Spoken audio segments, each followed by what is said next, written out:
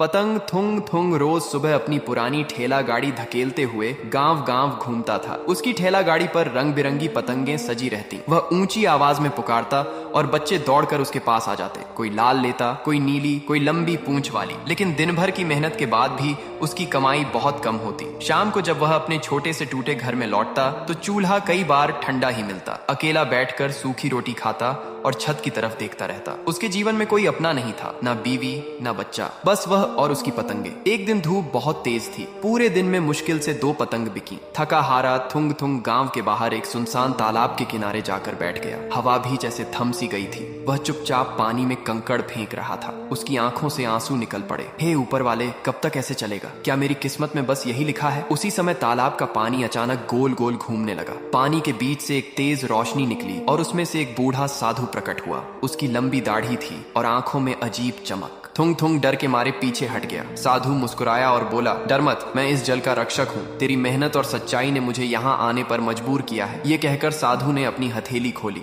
उसकी हथेली में एक छोटी सी पीतल की घंटी थी। यह लो, जब सच्चे मन से इसे बजाओगे तो तुम्हारी जरूरत भर धन मिलेगा, लेकिन अगर लालच में बजाओगे तो ये घंटी तुम्हारे लिए मुसीबत बन जाएगी। इतना कहकर साधु पानी में विलीन हो गया। थुंग थुंग घंटी को हाथ में लिए देर तक देखता रहा। उसे विश्वास ही नहीं हो रहा था। रात को अपने घर में जब चारों तरफ सन्नाटा था, उसने धीरे से घंटी बजाई। टनन! घंटी की आवाज गूंजते ही उसके सामने कुछ चांदी के सिक्के गिर पड़े। वह चौंक गया। उसने इधर उधर देखा, कोई नहीं था। उसने उतने ही सिक्के उठाए जितने से अगले दिन का खाना और कुछ जरूरी सामान आ सके। बाकी सिक्के वहीं पड़े रहे और थोड़ी देर में गायब हो गए। अगले दिन से उसकी जिंदगी धीरे धीरे बदलने लगी। अब वह आराम से पतंग बेचता। जरूरत पड़ती तो रात में एक बार घंटी बजा लेता।